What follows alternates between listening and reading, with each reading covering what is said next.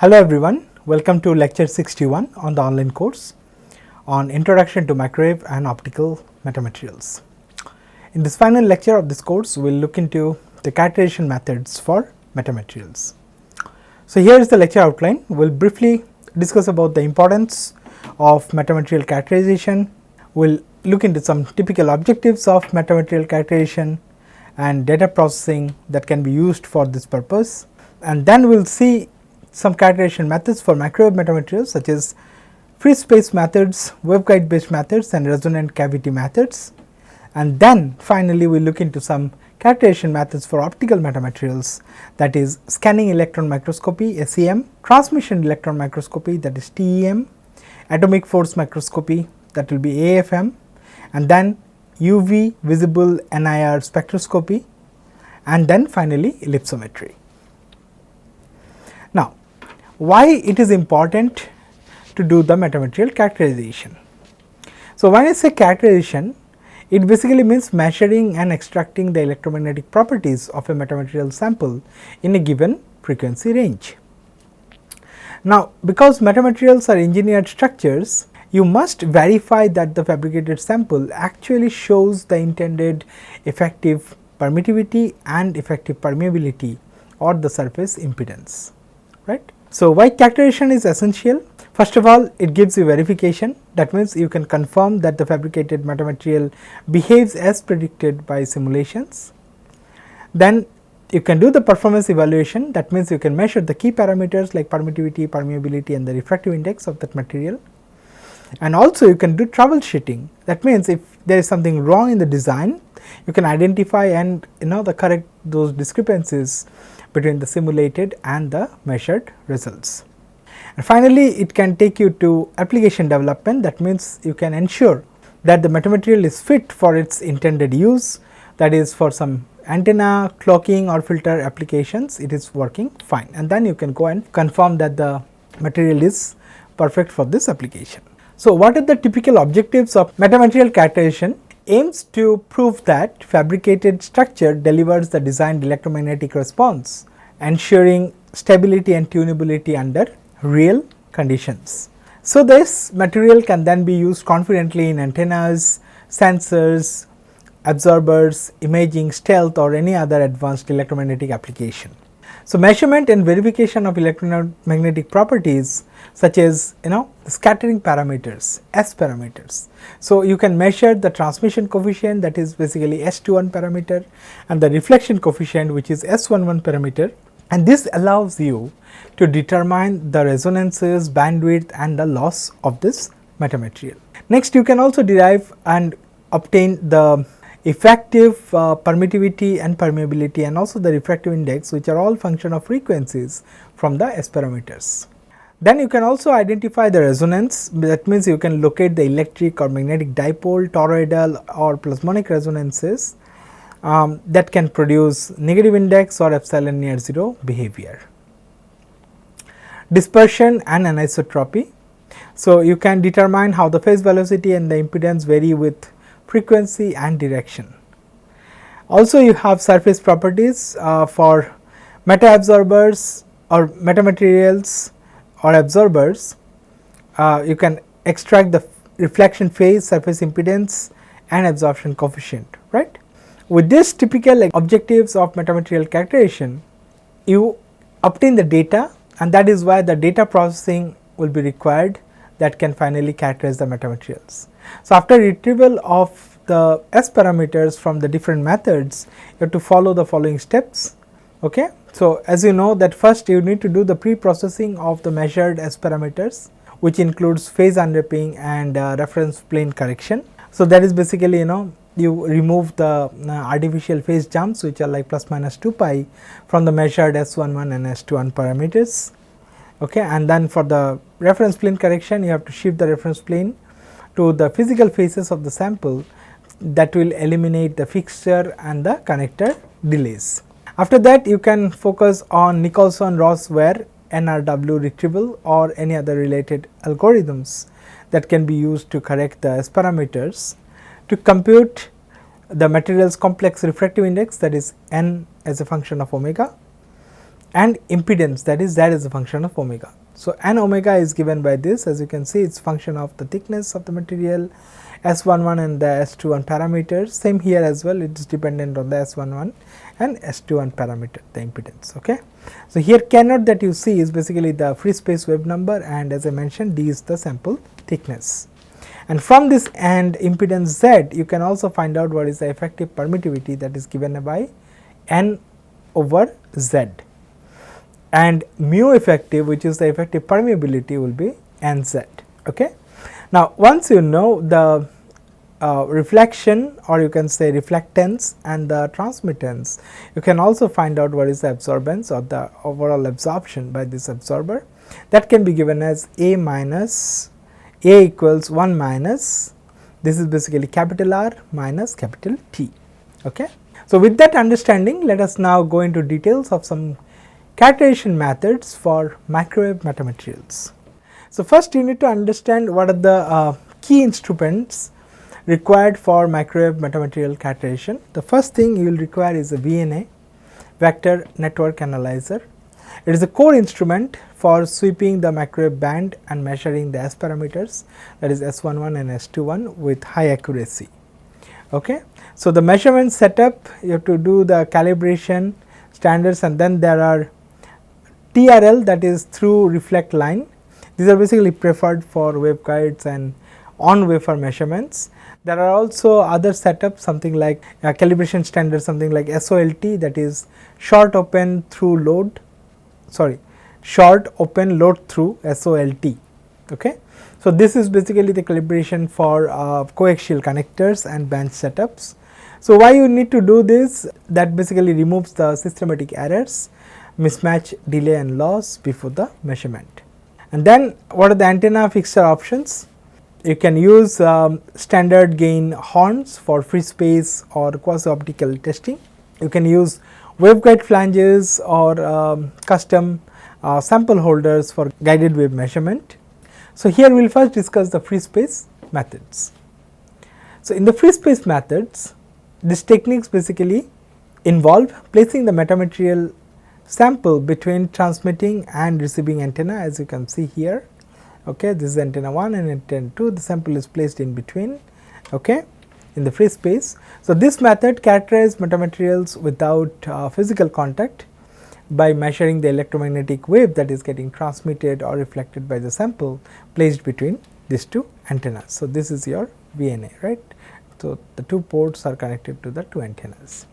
Now, by analyzing the scattering parameters or S parameters, that basically gives you transmission and reflection coefficient, okay, which you can obtain from the VNA. Metamaterial properties like complex permittivity and permeability are basically extracted using algorithms. This makes it ideal for broadband, non-contact and non-destructive measurements in various environments. Now, how the free space measurement works? So, first you set up, in that case what you do, you put a planar sample of the material between the transmitting and this is the transmitting and this is the receiving antenna, which are basically horn antennas, and then the setup including antennas and the material under test, this one is basically connected to the VNA that basically gives you the measurement of the S parameters. Now, you also do a reference measurement. So, the reference measurement of antennas and the cables are done without the material, that is basically that measurement is done for the normalization purpose. So, data extraction, how it works, the S parameter of this material under test are calculated by subtracting the reference measurement from the measurement with the material in place. So, material properties calculation, how it works, there are algorithms that can extract the electromagnetic properties, as I mentioned, the complex permittivity, permeability from this S parameters. Then you have waveguide based methods.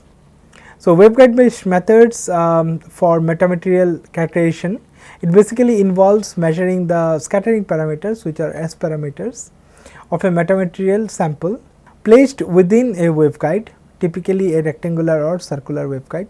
So, here is the schematic of the waveguide based measurement setup. So, this is the network analyzer and this is the waveguide that is behaving with the transmitter, this with the receiver, and then you put the sample in between, right. So, this measurement of S11, S21 done with VNA is also connected via waveguide. So, by analyzing the change in the transmitted and the reflected waves within the waveguide, it can basically determine the metamaterials properties. So, this enables the design of the device like miniaturized waveguides or filters, okay, by controlling the wave propagation and absorption. So, this particular method is highly accurate, but it is specifically limited to specific or small frequency bands. So, what are the key principles and methods in this case? We are basically measuring S parameters, right, the scattering parameters. So, these scattering parameters describe how a material basically scatters the electromagnetic waves. So, when a sample of a metamaterial is basically inserted into a waveguide such as a rectangular or a TEM transmission line, it acts as a guiding structure for the electromagnetic waves. Now, you can use algorithm to extract your parameters, that is the effective permittivity and permeability of the metamaterials from the measured S parameters. Now, as you know that these properties are also frequency dependent.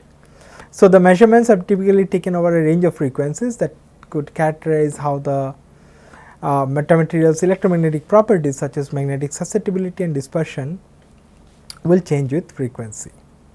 Next, we will look into another method, that is resonant cavity method. So, this method characterizes metamaterials by placing the metamaterial or the material sample inside a resonant cavity. So, this is the schematic of the resonant cavity method. This is the cavity, this is the material, okay, and then you have a source, you have the receiver, and then you have a computer and software. So, this is basically coming from the VNA. So, you actually measure the parameters. Okay. So, what you see here is basically the change in the cavity's resonant frequency and the Q factor. So, you compare these measured changes to the full wave simulations of the cavity with the material, okay, and the material's complex permittivity and permeability can then be extracted. Okay. So, the change is basically obtained here, okay, and then you get the understanding of the electromagnetic property and the dispersion relation. So, this method is found to be very accurate for characterizing materials property at a single frequency, because it works on the principle of resonance and there is high quality factor involved. So, the accuracy of measurement at a particular frequency in this cavity method is very good or very accurate. Okay. So, how it works? A cavity, resonant cavity typically in the shape of a rectangular or cylindrical metal conductor is basically defined to confine the electromagnetic waves, and then a small sample of the metamaterial will be inserted in the cavity, and then you put a network analyzer to measure the transmission and the reflection characteristics of the cavity with sample. So, this basically provides the resonance frequency and the Q factor of the perturbed cavity. Perturbed means the cavity disturbed in the presence of this metamaterial. Okay. And then finally, you do the simulation to calculate the expected resonant frequency and Q factor based on the assumed properties, right. So, the simulation parameters such as complex permittivity and permeability can be varied, that can minimize the difference between the simulated and the measured values, and that is how you obtain the closed gas of the value. So, once the discrepancy is within an acceptable tolerance, the final varied complex permittivity and permeability can be adopted as the characteristic parameter of this metamaterial under test, and this is how the method works. So, with that we move on to the characterization methods of optical metamaterials now. So, those were for microwave metamaterials. Here in the optical metamaterials, you use scanning electron microscopy SEM, popularly used for high resolution surface imaging. This is how a typical SEM device looks like. So, it is a great way to obtain information about the sample's surface topography and the composition in industries such as microelectronics, semiconductor and medical devices. They do a lot of SEM. So, the benefits of SEM testing will include that you can go and get a digital image of your metamaterial with a very high resolution as low as 15 nanometers. Okay. Magnification of all imaging is basically calibrated to a traceable standard. So, you can do the image analysis for coating thickness, grain size determination and particle sizing, those can be applied to the saved images. Qualitative elemental analysis, then standardless quantitative analysis, X-ray line scans and mapping can also be done. Next is transmission electron microscopy. So, this is another analytical technique that can be used to visualize the smallest structure in the matter. Okay. So, unlike the optical microscopes which basically rely on the light in the visible spectrum, TEM, this is how a typical TEM looks like. The TEM basically reveals stunning details at the atomic scale by magnifying nanometer structures up to 50 million times. So, this is because the electrons, they have sufficiently shorter wavelength, which is like 100,000 times smaller than that of the visible light when accelerated through strong electromagnetic field. So, that basically increases the microscope's resolution by several orders of magnitude. So, to form a TM image, a high energy electron beam is accelerated through an extremely thin electron transparent sample, okay, typically thinner than 100 nanometer. Okay. So, that can give you all details about a structure. Another method is used which is called AFM, that is atomic force microscopy. Now, this basically can give you a 3-dimensional topographic image at sub nanometer resolution in air, liquid or vacuum without extensive sample preparation. So, this is how a typical AFM microscope looks like, and this is the schematic representation of AFM. You have a photodetector and laser and a probe that goes in very close to the surface, and you can actually image. So, this is a sample placed on a translational stage. Now, if you compare AFM with the two electron microscopes SEM and TEM, you can see that AFM basically offers direct height measurement, lower cost, smaller size and flexible operating environments. Thus, it is a versatile cost effective technique for nanoscale 3D characterization of chemical, mechanical, electrical and magnetic properties. So, what are the operating modes at AFM? So, there is a contact mode. So, here the tip will basically maintain a direct contact. So, that is suited for moderate roughness, but it may damage the soft surfaces. So, the other one will be the non-contact mode. So, that there the tip basically vibrates close to the surface without basically touching it. So, this is ideal for delicate samples and fluid environments. And then there is a tapping mode. So, the tip basically intermittently contacts the surface, reducing the lateral force, and that can help preserving the soft materials. So, here is the working principle of AFM. You have a sharp cantilever tip, okay, that scans the surface, while forces such as the van der Waals, it can be attractive or repulsive, okay, between the tip and the sample cause the cantilever deflection, okay, which is basically detected by the laser photodiode kind of system. Okay. So, a piezoelectric scanner basically moves the sample with nanoscale precision. So, this is the piezo oscillator, this is the laser diode, and this is your photodiode. So, the cantilever stiffness and the tip sharpness are basically very critical for the resolution and sample protection. What are the key applications? So, surface property measurement, like it can quantify the roughness, scratches and microstructural defects. Okay. It can characterize the damage, that means it can map the slip bands, persistent slip markings and fatigue induced surface features for crack initiation analysis. Also, it can evaluate the nanocrystalline layers and residual stress after processes like ultrasonic nanocrystallized surface modification. So, it can also basically do surface treatment assessment. So, here is a table that compares AFM with other microscopy techniques. So, you can see SEM, TEM and AFM in this table. So, the measurement environment for TEM and SEM is vacuum, whereas AFM can be used in air, water, gas and vacuum. Surface height measurement is only possible in AFM. So, it is basically giving you 3D, whereas the other two gives you 2D. Okay. The size of the sample in SEM and TMN can be large, but in AFM it is very small. Okay. However, it is very cheap, whereas TM and SEM are expensive. Then they also require very skilled operators, but AFM is easy to use. Also, SEM and TM, they are fast methods, the measurement is fast, but AFM is slow. So, this is an capital cost of various surface measurement tools. So, you can see the darker one are the most expensive. So, TM, the one which gives the most highest resolution, is the costliest one.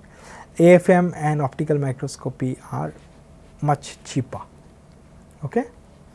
The other methods for characterizing the reflectance or absorption spectrum in the UV, visible and infrared range is this spectroscopy, UV, visible and IR spectroscopy, which is a non-destructive, non-contact optical characterization technique. It basically measures the light absorbed or reflected by a sample across the UV, visible and infrared regions of the electromagnetic spectrum that ranges from 175 to 3300 nanometers.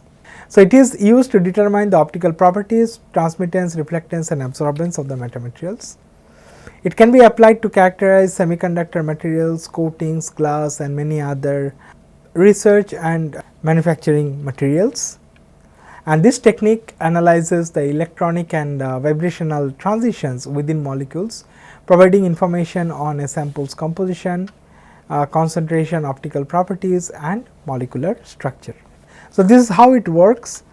You have a light source which is typically a broadband source that emits light across this UV, visible and NIR spectrum. Then you put your sample over here. Okay. So, the light is basically interacting with the sample, okay, causing the light to either getting absorbed, reflected at particular wavelengths, and in the UV visible region the energy of light can promote the electrons in the material to occupy higher energy orbitals. So, you can actually send the electrons from the highest occupied molecular orbital, that is HOMO, you can send them to LUMO, that is the lowest unoccupied molecular orbitals. Okay. So, this is basically for the organic ones. Okay. Normally, you can have for the semiconductors, you can basically send it from the highest level of the valence band to the lowest unoccupied energy level in the conduction band, right. So, in the NIR region, the technique provides vibrational overtone and combination bands that offers insights into the molecular structure, right. So, you also need a detector that basically measures the amount of light that is basically getting transmitted through the sample. Okay. You also have another detector that can measure the reflectance, right. And finally, you can generate the spectrum where you are basically collecting the data, doing the data processing, and you show the relationship of the intensity of the absorbed and the reflected light according to different wavelength. Finally, we will look into another method called ellipsometry. Spectroscopic ellipsometry is basically a non-destructive, non-contact and non-invasive optical method that is based on the change of the polarization of the state as it is reflected obliquely from a thin film sample. Now, why you require this? This ellipsometry is an optical technique that can investigate the dielectric properties such as complex refractive index or dielectric function of thin films. It uses a model based approach to determine thin film interface and surface roughness thickness as well as optical properties of the thin films ranging in thickness from few angstrom to several tens of microns. So, what are the applications? You can use them for thin film and coating to determine the thickness, refractive index and extinction coefficient, which are very important for microelectronics, photovoltaics, OLEDs and optical coatings. You can use them for metamaterials. You can characterize the size dependent optical properties and the plasmonic behavior. You can also do real time or in situ monitoring, that means you can track the growth rate and property changes that is happening during the deposition. So, this is how it works. You send your ellipsometry basically starts with polarized light which has a specific orientation of the electric field. and then it interacts with a sample. So, this polarized light is basically reflected off, or it is transmitted through the sample depending on the type, and then there could be a polarization change, okay, that you can see here, and the interaction causes this change in this polarization state, and that is basically measured by the detector. So, you are sending a linear polarization, and because of this you are getting a phase shift between the two polarization which are orthogonal, and then when they add up you get elliptical polarization, right.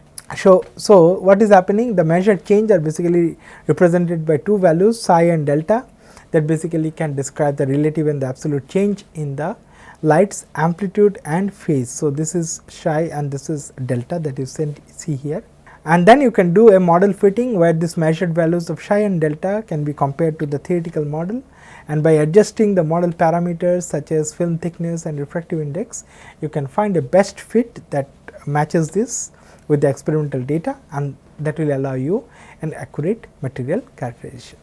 So, with that we understood different methods for characterization of optical metamaterials. Previously we have seen the characterization methods for microwave metamaterials, and that basically concludes our discussion in this course. So, I thank all of you for your attention and participation in this course. So, this will be all from my side. If you have any queries regarding this course or any of this lecture, drop an email to this email address mentioning the course name and the lecture number on the subject line. Thank you very much.